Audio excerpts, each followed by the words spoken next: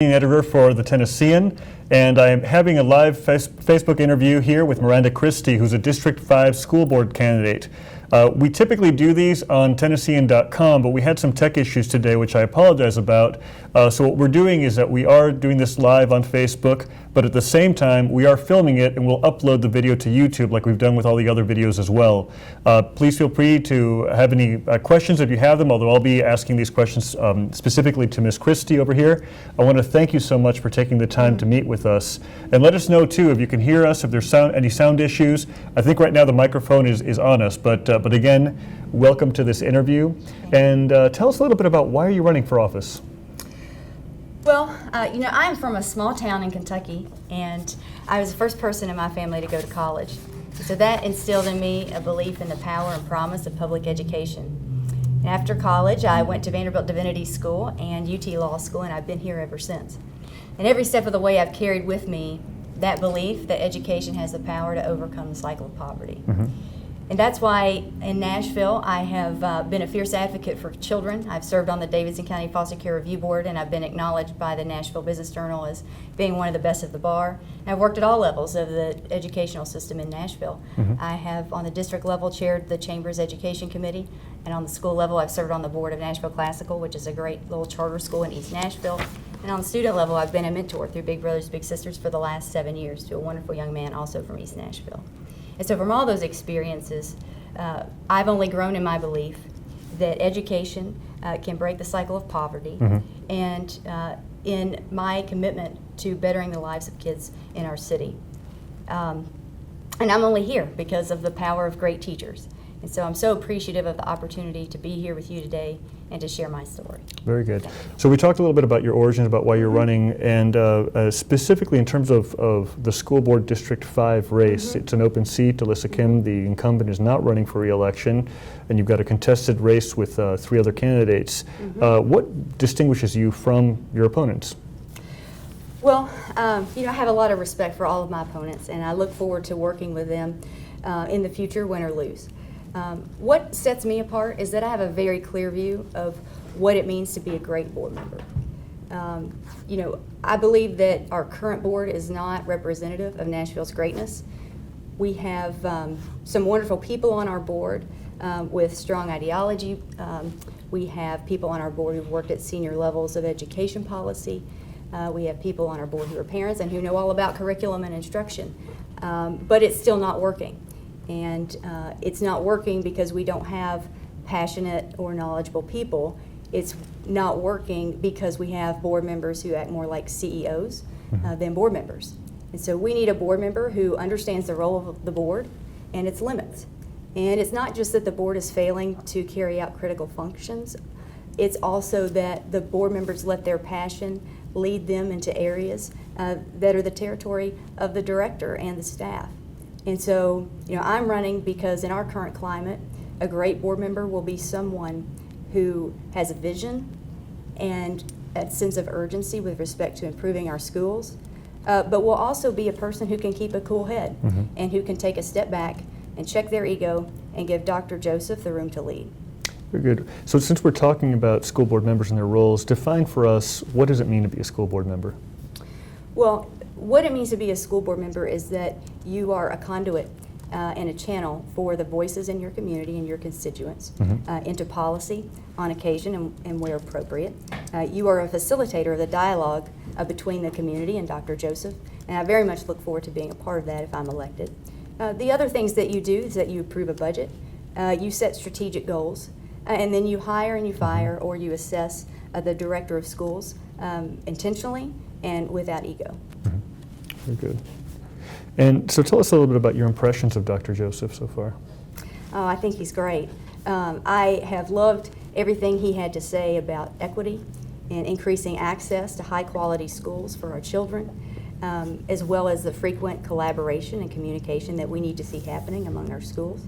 And so far, what I love even more is that he has made good on everything he has said. Before he has officially started, he has already been holding forums. He's already been instituting leadership and been very in touch with the community. I believe he has a great sense of where Nashville has been mm-hmm. and where we're going. And and has vision for us. And I know that the people that I'm talking with in the community couldn't be more excited. Dr. Joseph just met with school board members in a retreat over the weekend, and he had them read or encouraged them to read Leadership and Self-Deception. My colleague Frank Daniels would normally ask that question since he's read it, and I have yet to read it. But have you read it, and do you have any sense of it? Well, you know, David, I've been a little busy, but I have started it, and I really like the approach. I like the format. It's so unique, and I'm looking forward to continuing it when I have a little more time on my hands. But it is, in starting it, I have gotten a great sense of, again, why I'm in this. Excellent. So among the issues that are being discussed these days are the role of charter schools and traditional schools. Certainly at the Nashville Rise Forum, in my experience working with parents, there's still confusion over whether charter schools have been a public school. It does accept public funds. And there's also the question of what are the next steps. Now, with your unique experience, tell us a little bit about how you hope to frame the debate as it concerns charter schools. Sure, absolutely. Well, first of all, we have about 10% of our student population who are in charter schools. But it often seems like if you watch our board meetings that they get 90% of the attention. So when I'm in the community talking with parents of kids who are in our traditional schools, they're frustrated that their kids in schools aren't receiving the attention that they deserve. And then the parents of kids who are in charter schools are also frustrated because they're getting too much attention and they're being treated like second-class parents because of the choice that they've made to send their kids to charter schools. So I think that the first thing we've got to do is we've got to restore a balance in that dialogue. Also, growth is always a topic that comes up. And in my conversations with residents in District 5, I've yet to meet one person who believes we need more charter schools right now. So to the extent that I would be involved in any conversations with a charter operator who wants to open a new school, I would suggest that we look at things like a sizable wait list, demand in the community, as well as strong multi-year results before we would entertain the possibility of opening another charter school. And lastly, I'd just like to add, as someone who has sat on the Charter Application Review Committee for several years as a member of the community, I know the time that it takes and the investment that these folks make to go through these very lengthy applications that are tedious, and the diligence process. And so to the extent that members of the community have volunteered their time and completed this process and put together a recommendation for the board, as a board member, I don't take that lightly, and I take it very seriously, and I trust that process. So one of the issues that has come up is the relationship between the state of Tennessee and the Nashville School Board. Recently, the school board agreed to sue the state over basic education program funding, BEP funding, as it concerned English language learners. What were your observations about that vote? And was it a good idea, a bad idea? Should the board have waited for Dr. Joseph to assume his role? He doesn't assume it till tomorrow, July 1st. Well, David, I mentioned earlier that I felt the board is broken. And just as an example, if we were talking about Apple computers here, the process would be you'd have Tim Cook getting with his legal counsel, and they would put together a recommendation. They would present it to the board would discuss it, and then the board would take a vote on whether or not to pursue a lawsuit. What we have here is the exact opposite. We have the board, on its own volition and on its own initiative, taking an action to pursue a lawsuit without even publicly soliciting Dr. Joseph's opinion. I think that is it's just the wrong way to go about things, first of all. Second of all, I think it's not very thoughtful leadership on the part of our board, because if you're in Dr. Joseph's shoes, you're literally the new guy on the block. You come to Tennessee, you're trying to go across the neighborhood and the state, all levels, and develop a rapport and build relationships that will hopefully lead your schools to success. And so how are you going to meet and talk with state officials knowing that there's this lawsuit out there that you've got to get smart on, and that's going to dictate how those relationships feel? I mean, how awkward is that? We just should have been a lot more thoughtful before we went down that path at this juncture. Now, some of the board members have responded that it's given Dr. Joseph cover, so he's not the bad guy. What do you think about that? I personally think that it would have just shown more diligence and more thoughtfulness by our board to at least get Dr. Joseph to the table. that is a decision that originates with Dr. Joseph, and you can't come back later and say, oh, we just don't want to make him the bad guy, because he's entitled to that decision and that voice. That's where it starts. There's no justification whatsoever for getting out in front of that. Good. If you were to name one thing that the Metro schools do really well, what would it be? And what would you like to continue? Well, I would say the one thing that we've done really well is that we got Dr. Joseph. And as I've been in the community, as I mentioned, there's such momentum and positive energy, and people really want to get behind him. They want to get involved. And it's not lost on the community that every single board member got behind Dr. Joseph and voted for him to come here. And so I think that's one thing that we really got right, and that's a feather that we get to wear in our cap. Now, it did take us over a year and 2 bites at the apple, but we still got it done. And so I'm hopeful that we can continue that trend going forward. And if there's one thing, if you had the power of fiat to change something that you'd like to stop or end or transform, what would it be? Well, we have got to see more professionalism on our board. And in fact, I brought with me today an email. So when I pulled papers and announced that I was going to be a candidate, I thought this was in good form, I sent an email to all the current board members and I said, hi, I'm a candidate. I'd like to get on your calendar if you have time. And so I brought a response to share from one of our current board members. And it says, I have a policy of not interacting with candidates who I perceive as being hostile to public education and in favor of unabated charter growth. Now, I've shared a little bit of my bio with you. I'm from a very small town. I went to the same school that my father went to and my grandmother went to. I had the same teachers as my dad had. I'm here because of public education. I've articulated my strategy on charter growth. But we have come to be so complacent about these communications that come from our elected officials. And for Nashville to be such a welcoming, tolerant, and inclusive place, this is just unacceptable and it's unsustainable. And we have got to find a way to change this because our kids don't have time for all of this. Now, that being said, I'm from a small town. I'm used to seeing the same people over and over, working through conflict. I'm a Christian.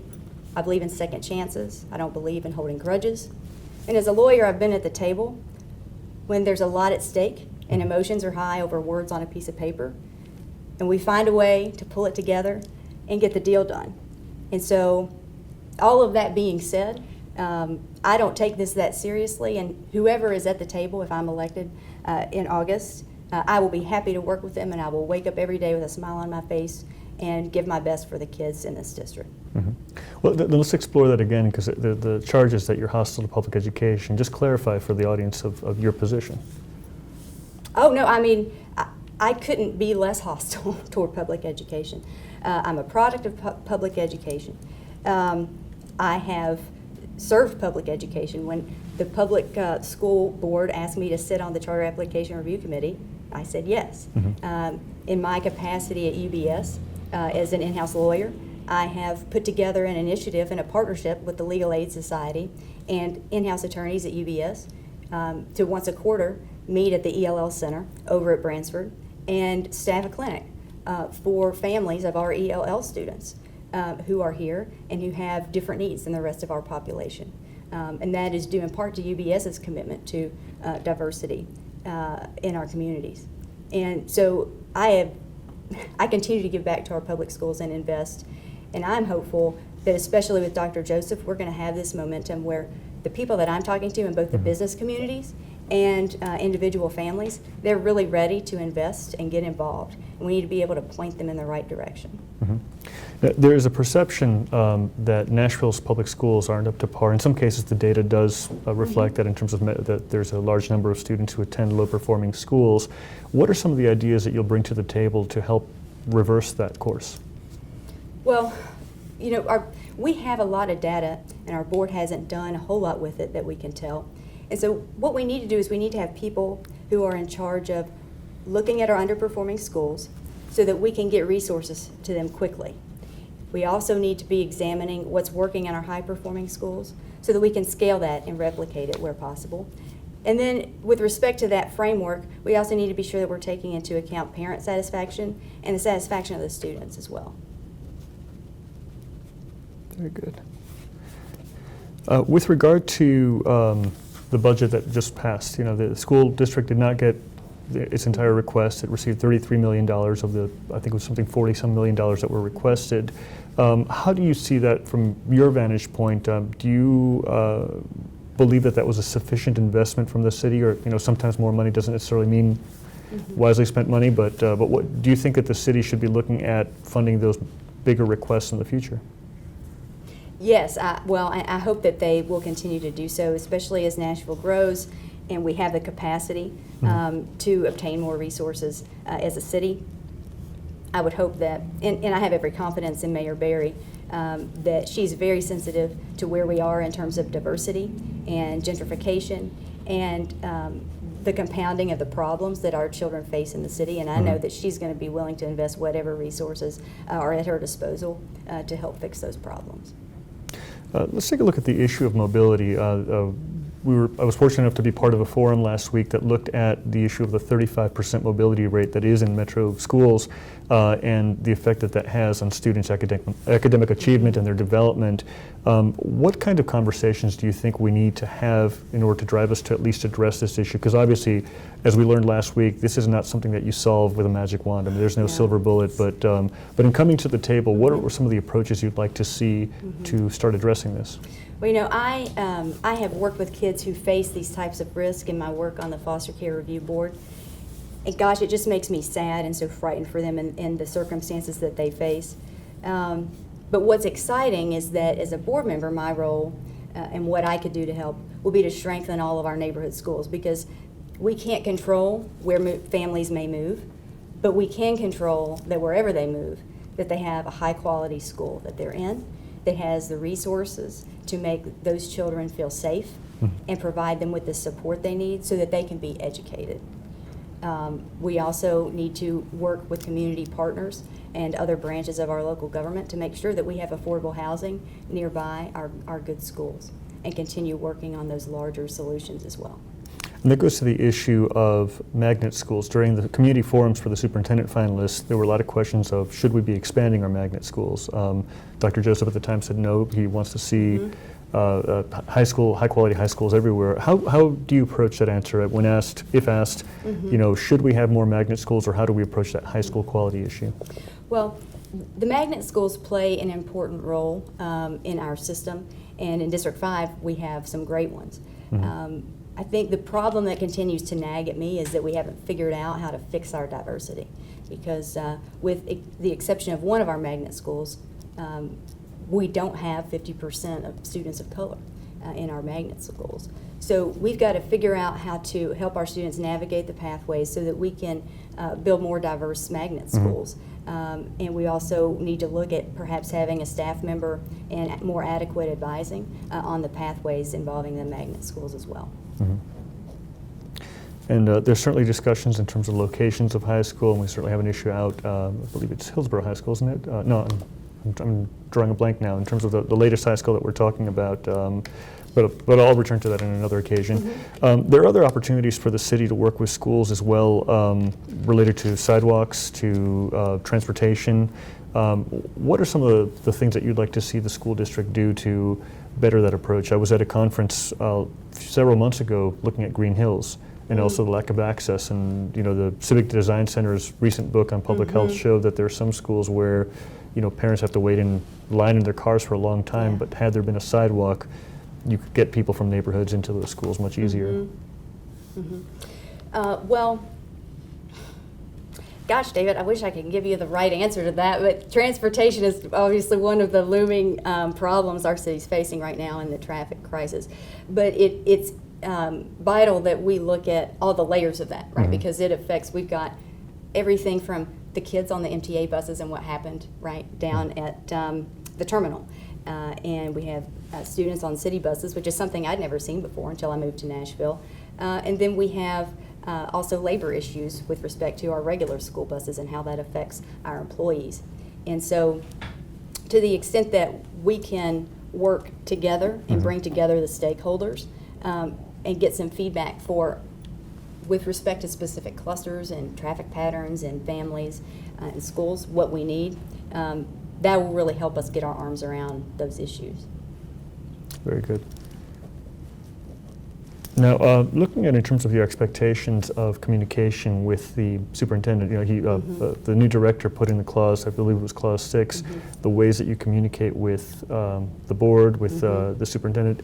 How do you perceive that particular clause itself? It was really interesting because it didn't seem to be noticed at first, but after my colleague Frank Daniels started looking at that, there was some more reporting. I mean, it basically sets a standard for how you communicate, how you speak to people, et cetera. Well, I learned very early on as a lawyer that you don't talk about or write about any provision in a contract or statute without having it right there in front of you. But I know exactly what you're talking about. I've read it numerous times, and so what I can say is that I would intend to abide by that because when I read it, it struck me as very pertinent and fair, and also wise on Dr. Joseph's behalf. And so I would want to follow whatever his preferred protocol is for communication, hands down. And I think that that will not only make his job easier, but that he will also be a more effective leader, and that will enable us to establish a predictable pattern of communication so that we can, set expectations, manage expectations, and more effectively lead as a board as well. And if you're elected, you'll be one of 9 board members. Can you tell us about an experience in the past where you have dealt with a difficult issue and how you resolved it in a board-type situation? Sure. Well, you just talk it out. And it's interesting because I've served on a number of boards, and people don't agree all the time. But it doesn't always have to get emotionally charged. Most of the time when you're in a board meeting, it's very boring, and people aren't personally attached to the issues. They have their opinions, but you go with the consensus. Everyone says their piece. You go with the consensus, and you walk away, and you shake hands, and you live to see another day. It's not the same experience that we've seen at our Metro Public School Board meetings, for sure. And how do you think, if with your first board meeting, I mean, we don't know what issues would necessarily be handled, but is there anything that you would hope to say, or anything that you would want other board members to know about you that first day, if you're elected? Well, I would want to be humble enough to say, y'all, I don't know what I don't know. And so I think that's the kind of humility that we really need to see in our next board member, someone who is willing to lead with an example of service, but is also willing to be a good follower. And, it's my understanding that there's not a whole lot of professional development or prep that comes along with it when you get elected as a board member. And so even though I have a lot of experience on boards, this will be a very different animal, notwithstanding all of the other issues that compound it. So I would want to be very intentional and very careful, but also come with a spirit of working together and just being upfront about not knowing what I don't know. There was just a question, this is an interactive motive of whether or not you had finished that email. I believe you had, the email that was sent to you by the board member? No, I just read one sentence of it. Oh, okay. Did you want to finish it, or? I can finish it. Okay. It says, you appear to be one of those candidates. Could you start from the start, Yeah, just sure. for those who just come in? Sure. I have a policy of not interacting with candidates who I perceive as being hostile to public education and in favor of unabated charter growth. You appear to be one of those, but I'm happy to discuss on email and maybe take a meeting in the future. I need to first be persuaded that public schools are your top priority. Convince me.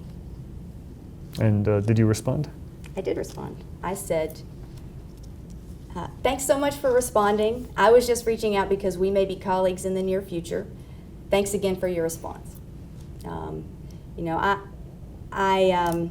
I won't be intimidated, and I won't be baited, and I won't be bullied. And so, I just let that dog lie.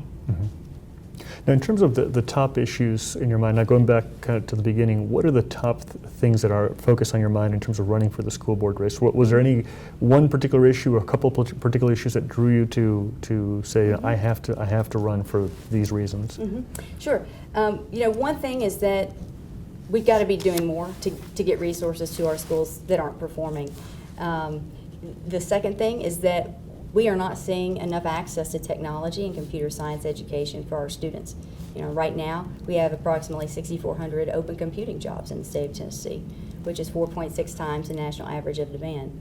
And we also, in terms of our AP computer science test takers statewide, we've only seen about 36 who are students of color, 36 total across the state, 20% of whom are women. And so we've just got to make up, there is so much low-hanging fruit there. We've got to do better. And we have individual schools in our district that are doing a great job with this, but we need to be looking at that and replicating it. And then the third thing that I decided to make one of my platform issues was when I received this email, which is restoring civility on the board and a spirit of collaboration and teamwork. Do you think it's possible to do that if you have certain colleagues who may be trying to bait you? I can continue to do it. I've worked with difficult people in the past. I'm doing this to improve schools for kids, and that's it. And so that's the ball that my eye's on, and it's not going to get taken off of it. So the people, when you're out there campaigning, what are the issues that you're hearing the most from constituents? You know, it depends, actually. You know, District 5 is a large district, and, you know, in some parts it's just, we've got to improve the schools. Some parts of the district I hear, why don't they say the pledge in the morning anymore? You know, it ranges. It's a wide range. You don't hear the charter question as much as you would think. I was surprised by that. But there is, you know, every once in a while you get that question, but it's obvious that people want high quality schools for their kids, and that people are in tune with the fact that that is what's fair, and that it's not fair that your zip code should dictate where you go to school.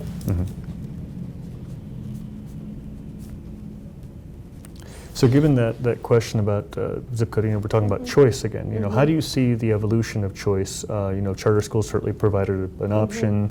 You've got magnet schools. You know, we've seen models across the country, for example, where there's an extended zones for kids that, because it used to be in some districts that if you suddenly were no longer in that particular zone, you lost the eligibility to go to that particular school. What would be the ideal situation in your mind? Well, that a parent could look around and send their kid wherever they wanted to go, where they felt their child was going to get their needs met and would provide the best education for them. You know, no student is the same, and all students have different needs. And it is incredibly empowering for parents to be able to look around the community and be able to find a school that best fits their kid's needs, particularly if that kid has been struggling. That they can find a school that brings out the best in them and that nurtures them, and a love for education. There's been also a lot of research related to the resegregation of public schools. It's not unique to Nashville, but certainly it's been heavily written about that in the 70s, for example, the desegregation efforts were relatively successful here. I believe there's some data from 2000 where you start to see this tremendous migration into the donut counties, especially after the 4th grade, of parents taking their kids to middle schools somewhere else, Wilson, Williamson, or so forth. And then you have a school district that is, if the student body is poorer and more diverse, or there's more children of color than there were before. I mean, it's one of those issues that it's you know, how do you wrap your mind around that particular issue? It's so complex, and especially here in Nashville, it goes back generations, and it's linked to all kinds of unjust systems that were in place, and it hasn't worked, right? In recent history and recent memory, our system just has never worked, and it's never produced the kind of outcomes that we know it's capable of producing. And it's not that charter schools, they didn't break anything, but we've got to continue looking at how we can get our system back on track. You know, the issue of segregation and resegregation, wow, that is just a tough one to have on top of all of these other things, right, like mobility. I think what we got to focus on is just making sure that the schools that we have are high quality, and making sure that they're diverse, and that all of our students, women and students of color, have access to all of the same opportunities and quality of education as everyone else. One of the new approaches, new strategies that the school district has adopted has been student-based budgeting, and which gives some more flexibility to principals to make decisions based upon the needs of those particular schools. What is your understanding of that approach, and do you want to see that continue? I would like to see that continue because it's my belief that the more resources that we can get closer to the child, the better. And the more resources we can get in the hands of the principals who know how to best meet the needs of their communities, the better. Because what principals may need in District 5 is going to be different than what principals in Antioch may need. And so, especially in our communities who have children with special needs, perhaps with high mobility rates, we need to make sure that they have access to all of the resources that should be allocated to them to make them feel supported and to help them be able to learn. Very good. And it's one of the things to see just whether you go into a school in the West End or North Nashville, just those differences that you're seeing now.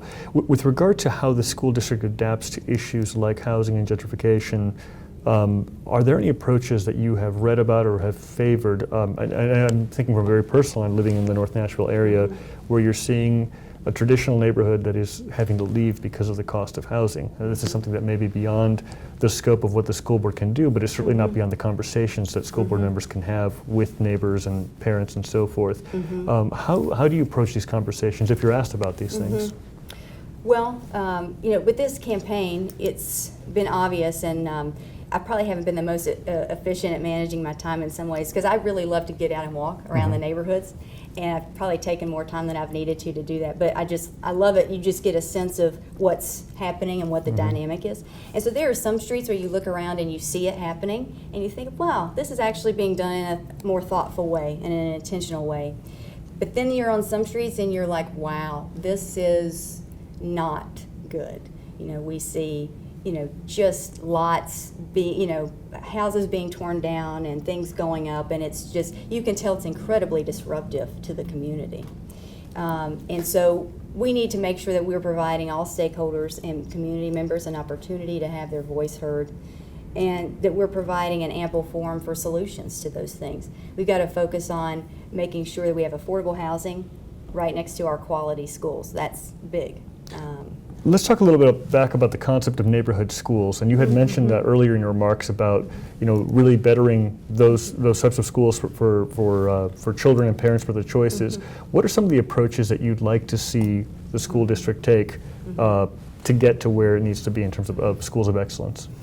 Well, we need to make sure that we have enough social and emotional support for our students. I know from my personal experience with the young man that I've mentored, he's been through a lot of trauma in his life. His father's in prison. He's had a mother who's been in jail 4 times in the duration of our relationship, and his mother's also been shot. Wow. And so it's that's not every story of every child, but it is a story that's become part of my story, and so that's why I tell it, because we just don't know the extent to which these kids are really struggling, just to cope. So we got to make sure that we have adequate social and emotional supports in place for kids. But also, we got to have them for teachers, because our teachers have to be able to relate to the kids. And when kids act out because they are going through this type of trauma in their home life, the teachers don't take it personally. And so we just got to make sure that we equip them and empower them to care for the children and to get them educated. The other thing that we need to do is we just need to make sure that we build all the public and private partnerships we can to keep the community engaged and build up those schools and make sure that they have the resources that they need to care for their entire student population, and empower the principals and make sure that we are giving them the autonomy and the flexibility that they need. So tell me about a person you admire and why. Well, I admire my grandmother. So my grandmother is the reason that I'm here today. She's one of those first people who believed in me and invested in me. She desperately wanted to see me go to college, and she wanted me to have music. And so she made sure that I had piano lessons and drove me to piano lessons every week. And as I became more advanced and required more expensive teachers, she would go without cable to make sure I got piano lessons. And so it's because of that that I was able to obtain a piano scholarship and become the first person in my family to go to college. So she has meant so much to me, and it's really because of that example that she set. It's why I continue to do the work that I do, because I have a deep sense of what that means, and also that I'm compelled to pay that forward. And let's go back to what brought you to Nashville. I came to Nashville for Vanderbilt Divinity School. I was raised Southern Baptist, and I graduated from college with a double major in religion and philosophy and a double minor in Spanish and music, so I could pretty much not get a job doing anything. But I knew that I wanted to serve, and in the Baptist church I had been a youth and children's minister, but I couldn't be a minister, a real minister, because of my gender. And so I had heard about Vanderbilt Divinity School, and I thought, well, you know, I want to serve, and I will figure it out when I get there. And is there anything that you'd like to talk about that we haven't discussed yet? you know, I could have never imagined that 20 years ago, as I was making my final Walmart runs and packing up to get ready to go to college, that I would have 20 years later graduated from college, graduated from Vanderbilt Divinity School, graduated from law school, or be here at the Tennessean talking to the editorial board, or what was supposed to be the editorial board. But here I am, and I'm here because of people who invested and believe in me all along the way, and I'm here because of public education. And it's those two things that are the threads that are woven throughout my work in the Nashville community for the last decade. I've shared with you a little bit about my vision for the schools and what our priorities should be, from getting resources to schools that need them by using our academic performance framework, to mining the schools that are high performing for best practices, to bringing access to 21st century technology and computer science education to our students, and then to restoring civility on our board. And you know, as I said earlier, I have great respect for all of my opponents, and I look forward to working with them. But what sets me apart is that I have a very clear understanding of what it means to be a board member. And I know that we need a board member who understands the board and its limits, who understands when to lead and when to follow, and who has the humility and the security and the grit to roll up their sleeves and do the unglamorous behind-the-scenes work it takes to lead through one collective voice. I bring that knowledge and experience to the table. And that's why today I'm asking for your support and your endorsement. So thank you very much for this opportunity. It's been a pleasure. You can get in touch with me on my website, mirandachristy.com, or on my Facebook page, which is facebook.com/ChristyForSchools. Very good. Any other contact information you'd like to give out? My phone number is on my website if people wish to call me. Okay, great. Well, thank you very much. On behalf of the Tennessean Editorial Board, we appreciate the audience being here with us and also having patience with us during this process of interviewing Ms. Christy. Thank you very much for taking the time to talk about your vision and your passion. And we'll have our final interview tomorrow at 10 a.m.